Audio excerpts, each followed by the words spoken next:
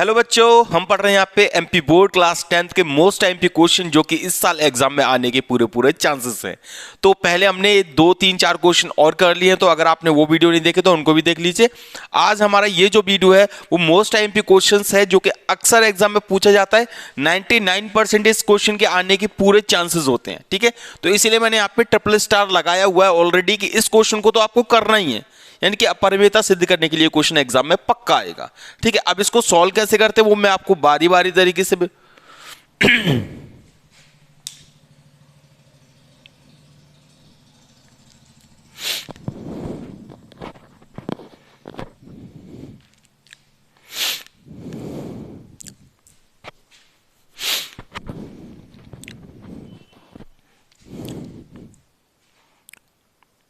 Hello बच्चों, welcome back on my YouTube channel. और हम सीख रहे हैं यहाँ पे एमपी बोर्ड के most MP question class 10th में इस साल जो आने वाले हैं उनके हम वीडियो बना रहे हैं।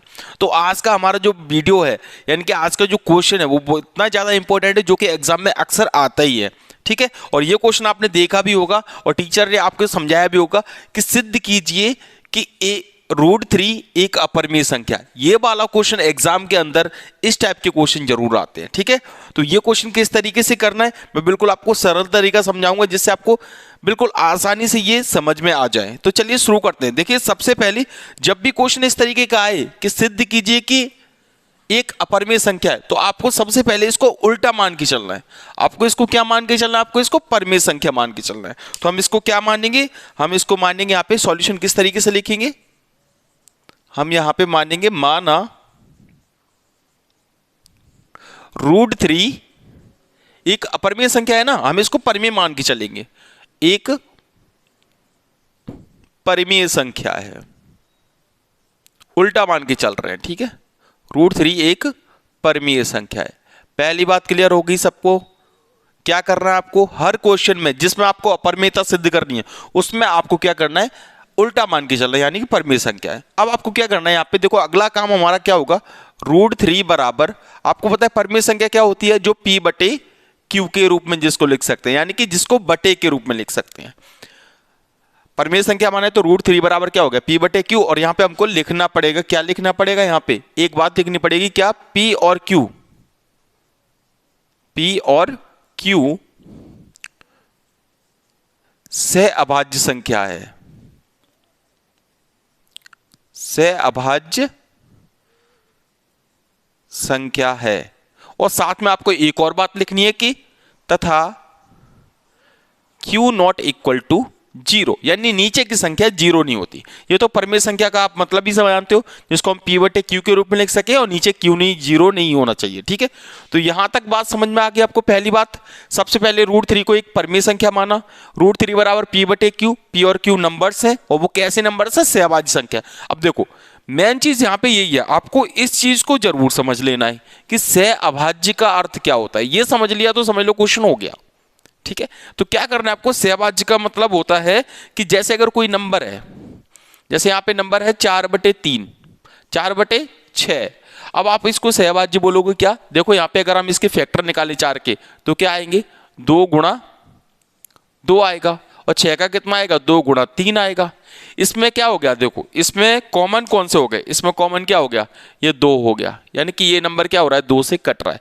इसका मतलब ये सहअभाज्य संख्या नहीं है, यानी कि जो नंबर कट जाता है उसको हम सहअभाज्य नहीं बोलते। सहअभाज्य किसको बोलेंगे? जैसे यहाँ पे ये नंबर कटने के बाद कौन सा आ गया? 2/3 आ गया। अब बताइए, ये नंबर किसी से कट रहा है क्या? यानी कि ना तो 2 में किसी नंबर से भाग जा रहा है और ना ही 3 में किसी से भाग जा रहा है। बस इतना ध्यान रखना। अगर ना तो ऊपर अंश में किसी से भाग जा रहा है, ना हर में किसी से भाग जा रहा है। अगर जा रहा है तो किससे जा रहा है? सिर्फ 1 से जा रहा है। 1 से कट सकती है, 1 से तो सभी नंबर कटते हैं।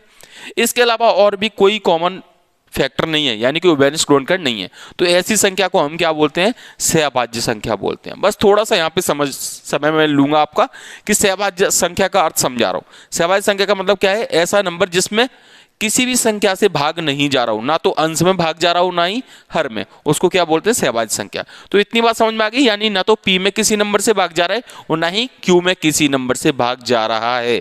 ये बात आपको दिमाग में रखनी है, ठीक है। यहां तक क्लियर हो गया। अब क्या करेंगे हम लोग? यहाँ पे ये तो मैं समझा रहा था आपको, इसको लिखने की जरूरत नहीं है। यहाँ पे आपका अगला काम क्या होगा? यहाँ पे इसके बटे में 1 मानना और इसका गुणा इसमें कर देना, यानी कि हम लोग यहां पे तिर्यक गुणा करेंगे। तिर्यक गुणा करने पर देखिए बच्चों, एक क्वेश्चन समझ लिया तो सब क्वेश्चन आराम से हो जाएंगे। ठीक है, तिर्यक गुणा करने पर तिर्यक गुणा करेंगे तो देखो तिर्यक गुणा कैसे करेंगे, इसका गुणा आप इसमें करेंगे, ध्यान रखना इसका गुणा पहले इसमें करना और फिर इसका गुणा इसमें करना। ये क्रॉस आपको नहीं लगानी है, ठीक है, ये तो मैं समझाने के लिए लगा रहा हूं। क्यू का रूट 3 में करेंगे तो कितना आएगा, √3 क्यू, और बराबर पी का 1 में करेंगे तो क्या आ जाएगा, पी। पहला काम समझ में आ गया, क्रॉस मल्टीप्लाई कर दिया, तिर्यक गुणा कर दिया। अब क्या करना है, अगला काम है हमारा, यहां पे क्या करेंगे, यहां पे दोनों पक्षों का वर्ग करने पर, दोनों पक्षों का वर्ग करने पर, वर्ग करने पर दोनों पक्षों क्या करेंगे, यहां पे वर्ग करेंगे। अब वर्ग कैसे करेंगे, देखो वर्ग तो आपको पता ही है, दोनों पक्षों का √3 क्यू, उस पे क्या हो गया, यहां पे स्क्वायर, और यहां पे क्या है, पी स्क्वायर, है ना। तो यहाँ पे √3 आपको पता है, यहाँ पे करेंगे तो √3 से क्या हो जाएगा, ये स्क्वायर कट जाएगा, यहाँ पे क्या आ जाएगा, 3 आ जाएगा। ठीक है, √3 पे स्क्वायर करेंगे इस तरीके से, √3 का स्क्वायर, तो स्क्वायर से क्या हो जाएगा, रूट कट जाएगा, तो यहाँ पे 3 बचा, और क्यू पे भी स्क्वायर है तो यहाँ पे क्या हो जाएगा, क्यू स्क्वायर। हो गया यहां तक, बराबर यहाँ पे क्या हो जाएगा, पी स्क्वायर। स्क्वायर कंप्लीट कर दिया, और जैसे स्क्वायर कंप्लीट हो जाए इसको आपको देना है बच्चों, यहाँ पे ध्यान रखना, इसको देंगे हम समीकरण नंबर 1। इसको हमने क्या दिया है, समीकरण नंबर 1 दे दिया। पहली बात क्लियर हो गई यहां तक। अब आपको एक स्टेप और बढ़ाना है, क्या करना है अगली लाइन में, देखो क्यू स्क्वायर बराबर पी स्क्वायर, और ये 3 कहां चला जाएगा, बटे में चला जाएगा, उधर जाएगा तो ठीक है 3। क्लियर हुआ यहां तक। अब आपको बस स्टेटमेंट लिखना है, क्या स्टेटमेंट लिखना है, यहां पे लिखना है आपको कि अगर पी स्क्वायर किससे विभाजित है, 3 से विभाजित है, पी स्क्वायर किससे, 3 से विभाजित है, तो यहां पे लिखना है आपको, इसलिए पी भी 3 से विभाजित होगा। बस इतनी सी बात आपको लिख देनी है। अभी देखो ये मैंने कैसे लिखा है ये भी समझा रहा हूं मैं, एक रटने की कोई जरूरत नहीं है, सिर्फ समझा रहा हूं आपको। यहां पे क्या लिखा है, पी स्क्वायर में कितने से भाग जा रहा है बच्चों, 3 से जा रहा है, फिर मैंने लिखा है पी में भी 3 से भाग चला जाएगा। ये कैसे चला जाएगा, देखो जैसे मैंने एक संख्या ली है, यहाँ पे मैंने यहाँ पे एक संख्या ली, कौन सी ली, यहाँ पे देखिए, यहाँ पे मैंने संख्या ली, जैसे 3 का स्क्वायर है, 3 का स्क्वायर है, उसमें कितने से, 3 से भाग जा रहा है। जैसे 3 का स्क्वायर क्या होता है, 9, 3 का स्क्वायर कितना होता है, 9 होता है, बटे 3 कट रहा है कि नहीं है, देखो 3। ये बोल रहे कि अगर स्क्वायर में 3 से भाग जाएगा तो ये जो अंदर का नंबर है, अंदर का नंबर क्या है, 3, इस 3 से भी 3 से क्या हो जाएगा, भाग चला जाएगा, वो तो पक्का जाएगा। ठीक है, जैसे एक और हम करते हैं यहाँ पे, जैसे 4 का वर्ग है, 4 का वर्ग में 2 का भाग जा रहा है, मान के चलो 4 का वर्ग क्या होता है बेटा, 16 होता है, 16 में कितने से भाग जा रहा है, 2 से भाग जा रहा है, कितना हो गया, 8, तो इसका मतलब क्या होगा, 4 में भी 2 से भाग चला जाएगा। समझ में आ गया, यानी अगर किसी संख्या के वर्ग में उसका भाग जाता है तो उस संख्या में जिसका ये वर्ग है उसमें भी उससे भाग चला जाता है। तो इसीलिए हमने यहाँ पे क्या लिखा था, अगले में हमारा यही क्वेश्चन था ना, तो हमारा क्या था यहाँ पे, पी स्क्वायर था। अगर पी स्क्वायर में 3 से भाग जा रहा है, पी स्क्वायर में कितने से, 3 से, तो हमने बोल दिया पी में भी क्या है, 3 से भाग चला गया। बस इतनी सी बात है। तो बस ये समझ में आ गया किस तरीके से लिखा है कि पी स्क्वायर 3 से विभाजित है तो पी भी 3 से विभाजित हो जाएगा। ठीक है, यहां तक आपको नोट कर लेना है, क्योंकि इसके बाद आपका सवाल पूरी तरीके से लौटने वाला है।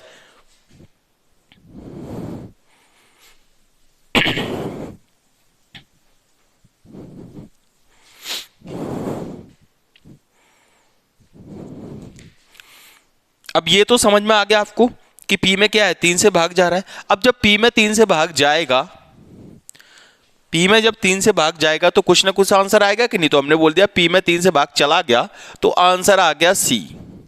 कितना आंसर आ गया, C आ गया। ठीक है, यहां तक बात क्लियर होगी। फिर से आपको क्या करना है, यहाँ पे वही काम फिर से करना है, दोबारा यहीं पे पहुंच गए हम इस स्टेप पे, फिर से क्रॉस मल्टीप्लाई करेंगे।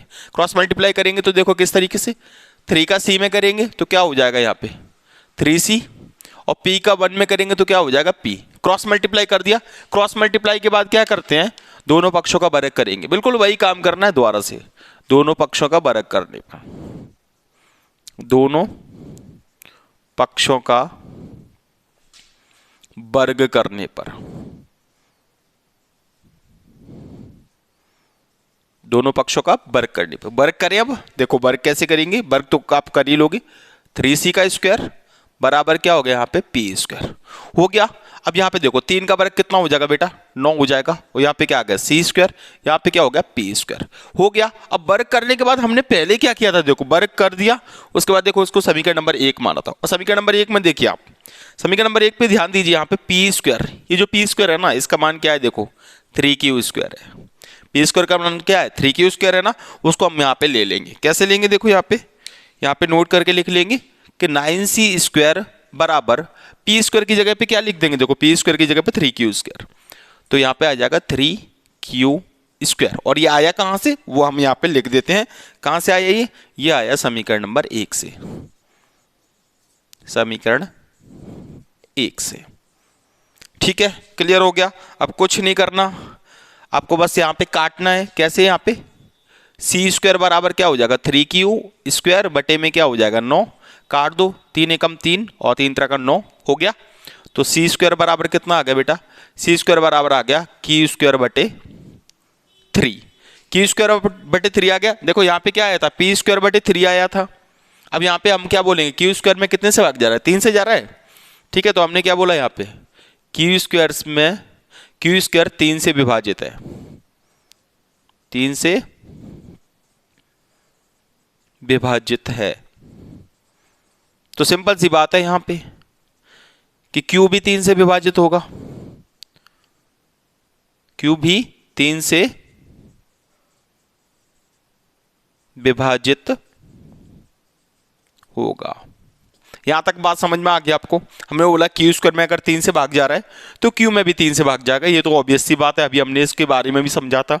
अब यहाँ पे देखो शुरुआत में हमने क्या माना था, ये शुरुआत वाली बात आपको दिमाग में, इसीलिए मैं बार बार बोल रहा था शुरुआत वाली बात आपके दिमाग में होनी चाहिए। शुरुआत में हमने क्या माना था, p और q कैसी संख्या है, देखिए ध्यान से, p और q सहभाज्य संख्या है। सहभाज्य संख्या अभी मैंने समझाई थी, यानी कि ना तो p में किसी नंबर से भाग जा रहा है और ना ही q में किसी से भाग जा रहा है, यानी कुछ भी कॉमन नहीं है। लेकिन यहाँ पे देखिए p में कितने से भाग जा रहा है, यहाँ पे p में कितने से भाग जा रहा है, 3 से भाग जा रहा है कि नहीं, यानी p में जा रहा है 3 से भाग, तो p बटे 3 हो गया होगा।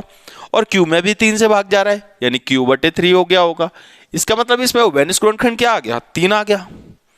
उभयनिष्ठ गुणनखंड क्या आ गया 3, जबकि हमने क्या माना था p और q कैसी संख्या है, सहभाज्य संख्या है। लेकिन यहाँ पे तो हो ही नहीं रहे, सॉल्व किया है, सॉल्व करने पे क्या हो गया, यहाँ पे p में भी 3 से भाग जा रहा है और q में भी 3 से भाग जा रहा है, यानी इसमें उभयनिष्ठ गुणनखंड कितना आ रहा है बेटा 3 आ रहा है, जो कि क्या है गलत है, जो कि इस बात का विरोध करता है कि p और q क्या है सहभाज्य संख्या है। तो इस सिंपल सी बात है, इसमें 2 बात गलत है, कोई एक बात गलत है, या तो आपने यहाँ पे गलती करी है या फिर यहाँ पे तो हम गलती नहीं करेंगे क्योंकि हमने अपने मन से माना है, यहाँ पे हमने वैसे तुक्का मार दिया था। तो इसीलिए यहाँ पे हमको बस अब बात को लिख देना है। क्या लिखना है, यहाँ पे हमने माना था, यहाँ पे लिख दो, यहाँ p और q का उभयनिष्ठ गुणनखंड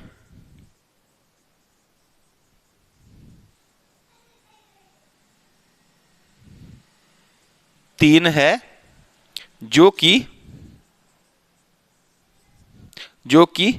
p बटे q, ठीक है,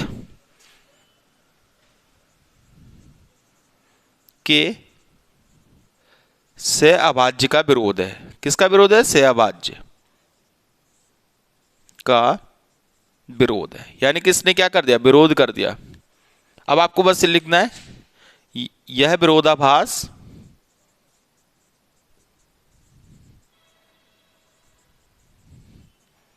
हमारी गलत परिकल्पना के कारण हुआ है, कारण हुआ है। अतः क्या लिखेंगे यहाँ पे, कौन संख्या थी, √3 एक कैसी संख्या है, अपरिमेय संख्या है, अपरिमेय संख्या है। और ये हो गया आपका आंसर। तो इस तरीके से आपको क्वेश्चन को सॉल्व कर देना है, ठीक है। तो मैंने समझाने की पूरी कोशिश की है, आई होप आप लोग को ये वीडियो पसंद आया होगा। अगर आप और भी क्वेश्चन देखना चाहते हो तो इसकी मैंने एक प्लेलिस्ट बना दी है, MP board most IMP question 2024 के नाम से, तो आप वहां से आप सभी क्वेश्चंस को देख सकते हो सकता है वो आपके लिए हेल्पफुल हो। तो चलिए मिलते हैं नई वीडियो के साथ, तब तक के लिए जय हिंद, वंदे मातरम।